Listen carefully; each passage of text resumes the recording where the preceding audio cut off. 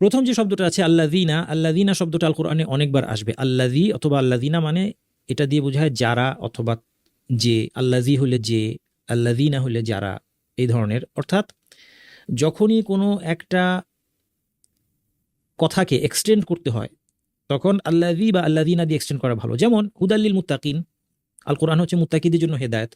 এখন মুত্তাকিদের বৈশিষ্ট্য যদি একের পর এক বলতে থাকতে হয়, এটা একটা সহজ উপায় হচ্ছে আল্লাযীনা ব্যবহার করা। যারা ইউমিনুনা বিল গায়ব, গায়বের প্রতি ঈমান রাখে, ইউকিমুনাস সালাহ, সালাত প্রতিষ্ঠা করে, তারপরে ইউনফিকুন, তারা দান করে। এইভাবে একের পর এক বৈশিষ্ট্য অ্যাড করার জন্য সহজ উপায় হচ্ছে আল্লাযীনা দিয়ে বলা। এখানে অনুবাদ হবে যারা, অবস্থাভেদে কখনো যারা কখনো তারা, এই ধরনের অনুবাদ হবে। তাহলে মুত্তাকিনদেরকেই ইঙ্গিত করছে আল্লাযীনা। এটাকে কেতাবি ভাষায় বলা হয় ইসম মৌসুল। কেতাবি ভাষায় এটাকে বলে ইসম মৌসুল। এটা মনে রাখার কোনো দরকার নাই। যারা আপনার গ্রামার পড়েছেন আপনাদের এটার নাম জানা আছে। মোট কথা আল্লাযীনা মানে যারা। এরপরে ইউমিনুন মানে যারা ঈমান এনেছে বিল গায়ব, গায়বের প্রতি। আরেকটু ভেঙে যদি আমরা দেখি, ইউমিনুন এটা হচ্ছে একটা ভার্ব। আরবিতে পার্টস অফ স্পিচ আমরা যেটাকে বলি, বাংলায় পদ যেটাকে বলি, পার্টস অফ স্পিচ আরবিতে তিনটা। আরবিতে এই দিক থেকে সহজ। একটা হচ্ছে ভার্ব, ফেয়াল, একটা হচ্ছে ইসম বা বিশেষ্য, বিশেষণ। এগুলি সামনে আমরা একটু দেখব। আমরা অবশ্য সামনে ফেয়ালের ক্যাটাগরি দেখব। তো এখন শব্দের ক্যাটাগরি বলছি। এটাও আসলে একটা চার্ট আমি পরে নিয়ে আসবো ইনশাল্লাহ আপনাদের সামনে, তাহলে মনে রাখতে সুবিধা হবে। একটা হচ্ছে ভার্ব, একটা হচ্ছে ফেয়াল, ক্রিয়া, ভার্ব, এটা সবাই বুঝতে পারছি। 2 নম্বর হচ্ছে আরবিতে ফেয়াল বলে। 2 নম্বর হচ্ছে ইসম, এটাকে আরবিতে ইসম বলে, যেটা বিশেষ্য বা বিশেষণ, নাউন, প্রোনাউন, অ্যাডজেক্টিভ, এগুলো হচ্ছে গিয়ে ইসম। আর বাকি যা কিছু থাকে যেটা দুইটা এই যে এগুলোকে ইসম ফেলগুলোকে কানেক্ট করতে ব্যবহার করা হয়, এগুলো হচ্ছে হার্ফ। ইউমিনুন বুঝতেই পারছেন, এটা ঈমান আনা, এটা একটা ক্রিয়া। এবং এটা হচ্ছে কি ধরনের ক্রিয়া আমরা সামনে আলোচনাটা একটু আসবে। এখানে একটা জিনিস দেখেন, যদি ইউমিনু বলি তাহলে হচ্ছে সে ঈমান আনে, সাথে যদি ওয়াও নুন লাগিয়ে দেই ইউমিনুন, তাহলে অর্থ হয়ে যাবে তারা ঈমান আনে। এই জিনিসটা মনে রাখা খুব সোজা।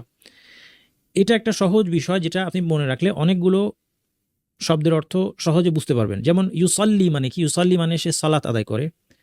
শেষে যদি ওয়াও নুন লাগিয়ে দেই ইউসাল্লুন বলি, তাহলে অর্থ হয়ে যাবে তারা সালাত আদায় করে। সে থেকে অর্থ হয়ে গেল তারা। ইউমিনু সে ঈমান আনে, শেষে ওয়াও নুন যোগ করে দিলাম, ইউমিনুন মানে তারা ঈমান আনে। ইউসাল্লি সে সালাত আদায় করে, ইউসাল্লুন বলে দিলে হয়ে গেল তারা সালাত আদায় করে। ইয়াসুমু সে সাওম পালন করে। দেখেন এই শব্দগুলো মনে রাখাও সহজ। সাওম শব্দটার সাথে আমরা পরিচিত, রোজা। তাহলে ইয়াসুমু মানে হচ্ছে সে রোজা রাখে। ওয়াও নুন লাগিয়ে দেন, কি হবে? ইয়াসুমুন মানে তারা রোজা রাখে। এভাবে করে আপনি সহজে মনে রাখতে পারবেন। তাহলে বুঝতে পারছেন। পরে আছে দেখেন ইউকিমুন সামনে আসবে, মানে তারা প্রতিষ্ঠা করে।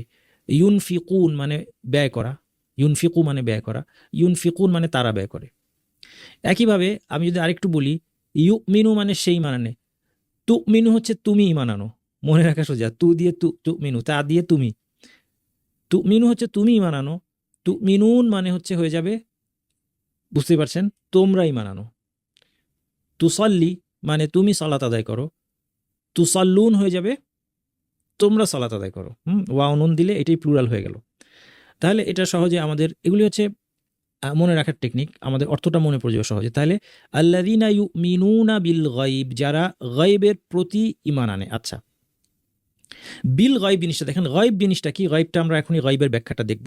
এখন সহজভাবে বললাম যে গায়ব হচ্ছে অদৃশ্য, যা কিছু অদৃশ্য অথবা আমাদের ইন্দ্রিয়ের বাইরে, আমরা দেখতে পাই না, ধরা ছোঁয়ার বাইরে, এগুলো হচ্ছে গায়ব। বিল গায়ব বাটা এসেছে কি জন্য? এই বাটা হচ্ছে যেটা একটু আগে আমরা বললাম যে পার্টস অফ স্পিচ আরবিতে কি আছে, একটা হচ্ছে ক্রিয়া, আরেকটা হচ্ছে বিশেষ্য, বিশেষণ, এগুলি। আর থার্ড আরেকটা হচ্ছে এটাকে বলা হয় হার্ফ, অব্যয় বলতে পারি আমরা। এটা হচ্ছে ক্রিয়াগুলো, বিশেষ ক্রিয়া বিশেষ্য, এগুলোকে একটা একটার সাথে যুক্ত করার জন্য। যেমন এখন দেখেন, এটা ঈমানটা কিসের প্রতি? গায়বের প্রতি ঈমান। এই গায়বটাকে ঈমান শব্দের সাথে যুক্ত করার জন্য বাটা এসেছে। এটার টেকনিক্যাল নাম হচ্ছে বা উত্তাদিয়া। হ্যাঁ, মাঝে মধ্যে টেকনিক্যাল নাম বললে আপনারা যারা আমার মতো জনসাধারণ, আপনারা মন খারাপ করবেন না। একটু যারা হয়তো একটু বেশি শিখতে চায় তাদের জন্য বললাম, কিন্তু আমাদের জন্য জিনিসটাকে আমি সহজ রাখবো। কীভাবে? উদাহরণ দিয়ে। দেখেন, বা উত্তাদিয়া মনে রাখার দরকার নাই। এর কাজটা কি? এর কাজটা হচ্ছে অবজেক্টকে ধরা। কীরকম? যেমন আসেন, যে ইউমিনু মানে আমরা জানি, ইউমিনু মানে সে ঈমান আনে। আল্লাহ মানে আমরা জানি আমাদের রবের নাম, সৃষ্টিকর্তার নাম আল্লাহ। এখন আমি বলতে চাচ্ছি ইউমিনু শব্দটা আমি জানলাম যে সে ঈমান আনে। আল্লাহ শব্দটা আমি জানলাম। এখন আমি বলতে চাচ্ছি সে আল্লাহর প্রতি ঈমান আনে। তখন আরবিতে ইউমিনুল্লাহ হয় না, আরবিতে ইউমিনুল্লাহ না বলে কি বলা হয়, এই যে ক্রিয়াটা অবজেক্টটাকে ধরবে। অবজেক্টটা কি এখানে? অবজেক্ট হচ্ছে আল্লাহ। আল্লাহ অবজেক্ট বলছি এই অর্থে যে গ্রামাটিক্যাল অর্থে বলছি, অর্থাৎ কর্ম যেটাকে বলা হয়, যে কিসের প্রতি ঈমান আনলো। ক্রিয়াটা গিয়ে এই যে অবজেক্টটাকে ধরবে, সেটার জন্য মাঝখানে সেতু বন্ধন হচ্ছে এই বা বি। এই জন্য এটাকে সহজ করে আমি প্রতি লিখছি, কিন্তু আসলে বি এর একক অর্থ হয় না। যেমন এই জায়গায় শুধুমাত্র গাইব শব্দটাকে ধরার জন্য ইউমিনু বিল্লাহ, আল্লাহর প্রতি ঈমান আনে, বাংলায় বলার সময় আমরা প্রতি দিয়ে এভাবে বলি, কিন্তু আসলে বিষয়টা, মূল বিষয়টা কি, যে ইউমিনু, এই যে ঈমানের ক্রিয়াটা, এটা যখন আল্লাহকে ধরবে তখন ভাষার নিয়ম অনুযায়ী মাঝখানে একটা বা আসতে হবে, বা দিয়ে সে ধরবে। কোনো কোনো ক্রিয়া আছে, কোনো কোনো ক্রিয়া আছে যে অবজেক্টকে সরাসরি ধরতে পারে, কোনো কোনো ক্রিয়া আছে যে অবজেক্টকে কোনো কিছুর মাধ্যমে ধরে, সরাসরি ধরে না। যে যা কিছুর মাধ্যমে ধরে সেগুলি মধ্যে একটা হচ্ছে এই বা। আচ্ছা, আজকে এতটুকু শুনলেই যথেষ্ট, কারণ কারণ বারবার আমাদের এই আলোচনাগুলো আসবে আসবে আসবে আসবে এক সময় শুনতে শুনতে আমরা অনেক সময় মনে করি যে একটা বিষয় একবার শুনলেই আমার মনে থাকতে হবে, এমন না, বিষয়টা বারবার শুনতে শুনতে শুনতে মনে থাকতে হবে।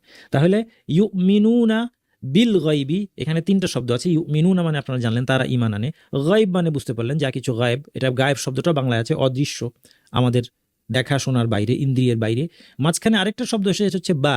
এই বাটা কি কাজে লাগলো এখন বুঝলেন? সেই বায়ের কাজটা হলো, আমরা সহজ করে যদি জিজ্ঞেস করি কেউ অর্থ, আমরা বলতে পারি প্রতি, কিন্তু আসলে এটার একক অর্থ হয় না। এখানে এটা এসেছে ক্রিয়াটাকে তার অবজেক্টের সাথে কানেক্ট করে দেওয়ার জন্য।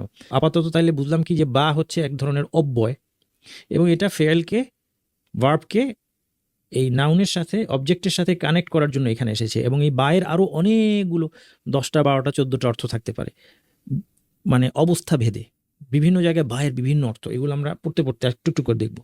তাহলে এইটুকু আমরা যদি অল্প অল্প করে যাই, এটা বোঝা, এটা সহজ। হ্যাঁ, আমরা সহজে এটা বুঝতে পারলাম যে এটা কি জিনিস, এক ধরনের অব্যয়, বাস। 2 নম্বর কি, ওয়ায়ুকিমুনা সালাহ। 2 নম্বর বৈশিষ্ট্য হচ্ছে তারা সালাত কায়েম করে, সালাত প্রতিষ্ঠা করে। ওয়াওটা আরবি ভাষায় সবসময় একটা বাক্য, একটা শব্দ একটার সাথে আরেকটা জোড়া দেওয়ার জন্য ওয়াও দিয়ে আসে, এবং এবং এবং আর, অথবা অনেক সময় ওয়াও অনেক ধরনের হয়।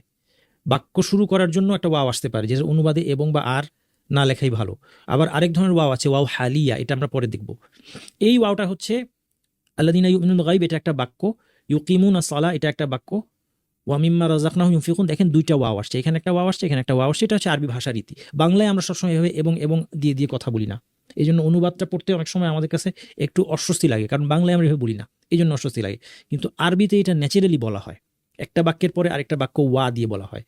আল্লাযীনা ইউমিনুনা বিল গায়ব ওয়া ইউকিমুনাস সালাহ ওয়া মিম্মা রাযাকনাহুম। এটাই হতো আপনি নরমালি, যদি কোরআন ছাড়া আপনি অন্যত্র আপনি বাংলা করতেন, বাংলা লিখতেন, তাহলে আপনি এবং আর এগুলো দিতেন না। আচ্ছা, সালাহ হচ্ছে সালাত, এটা সবাই আমরা জানি, এটা পরিচয় দেওয়া দরকার নাই। ইউকিমুন মানে প্রতিষ্ঠা করার অর্থ কি দেখেন, ইউকিমুন শব্দটা আসছে ইউকিমু থেকে।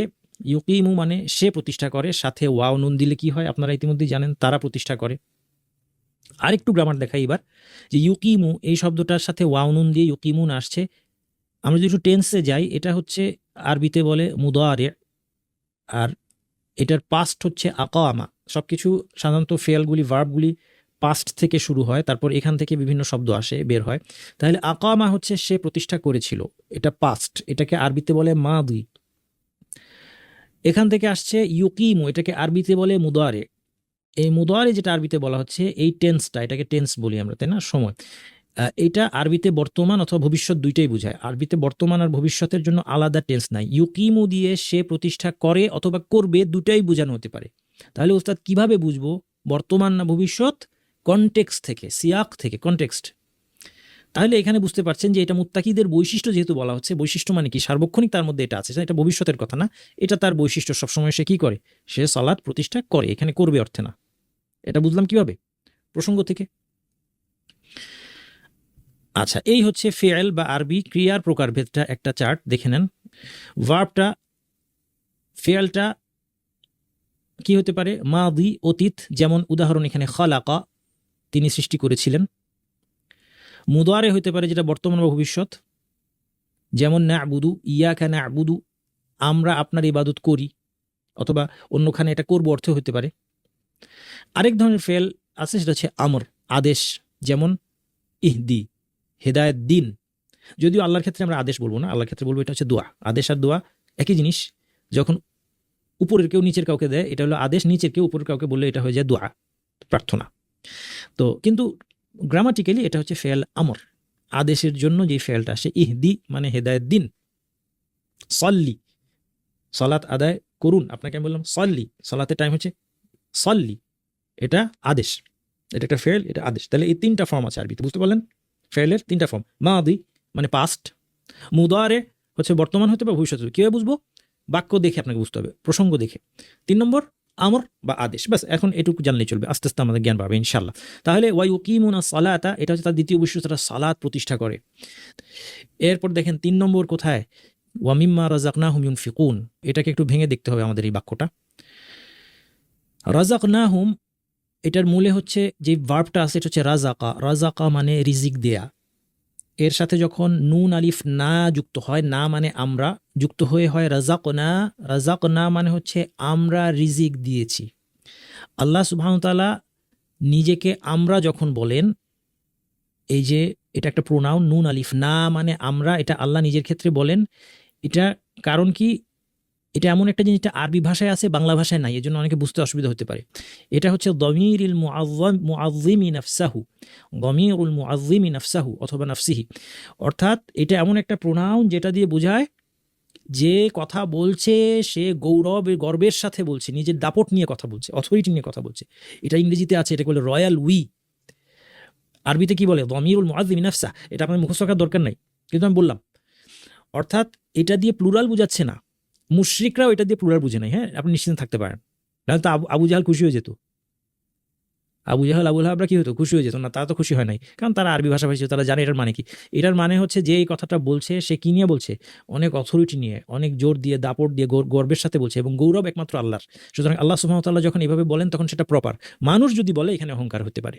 কেউ যদি বলে ফাহাল না ফাহাল না ফাহাল না, আমি এই করছি, আমরা এই করছি, আমরা সেই করছি, আরবিতে, বাংলায় এটা ব্যবহার হয় না। এই জন্য অনুবাদে অনেক সময় আমরার জায়গায় আমি দেওয়াটা ভালো হতে পারে, বাংলা মানুষ বুঝতে, বাংলা ভাষা বুঝতে সহজ হবে। আচ্ছা, তাহলে রাজাক না মানে আমরা রিজিক দিয়েছি। আমরা কেন বুঝতে পারলেন? এটা প্লুরাল না, এটা প্লুরাল অর্থে না, এটা হচ্ছে দাপট নিয়ে, গর্বের সাথে, গৌরবের সাথে কোনো কিছু বলা, গৌরব প্রকাশ করে কোনো কিছু বলা। এবং আল্লাহর জন্য এটা অবশ্যই মানুষই বলা হল কিবরিয়া উ ফিস সামাওয়াতি ওয়াল আরদ, আসমান সমূহ জমিনে সমস্ত কিবরিয়া গৌরবকার আল্লাহর। রাজাক না আমরা রিজিক দিয়েছি, হুম তাদেরকে, হুম এখানে অবজেক্ট। তাহলে আমরা রিজিক দিয়েছি তাদেরকে, এটা হচ্ছে রাজাক না হুম অর্থ বুঝলেন। হ্যাঁ, একটু ভেঙে ভেঙে বাক্যটা দেখতে হবে। রিজিক দিয়েছি তাদেরকে, মা রাযাকনাহুম। এখন দেখেন এইটুক, এর সাথে যদি মা যুক্ত করি, মা মানে যেটি অথবা যা, অর্থাৎ যে রিজিক আমি তাদেরকে দিয়েছি।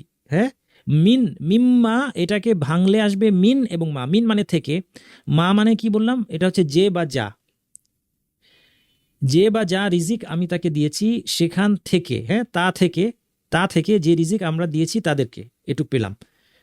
সেখান থেকে কি হয়? ইউনফিকুন, তারা ব্যয় করে। ইউনফিকুনকে ভেঙে আমি লিখেছি আনফাকা ইউনফিকু। আপনারা এতক্ষণে জেনে গেছেন এটার মানে কি। মানে হচ্ছে পাস্ট টেন্স হচ্ছে আনফাকা, যেটাকে আরবিতে ফেল মাদি বলে। মুদারে হচ্ছে ইউনফিকু, অর্থাৎ বর্তমান বা ভবিষ্যৎ।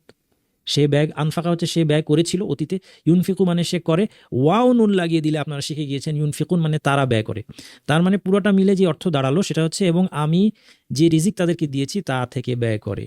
আপনারা পরবর্তীতে যখন এই নোটটা পেয়ে যাবেন, আপনারা কালার কোডগুলো খেয়াল করলে দেখবেন যে এখান থেকে শব্দার্থ বুঝতে আপনাদের সহজ হবে। এখন চট করে হয়তো আপনার মাথায় কাজ করবে না, কিন্তু বুঝতে পারলেন তাহলে অর্থ কি, এবং তাদেরকে যে রিজিক দিয়েছি তা থেকে ব্যয় করে।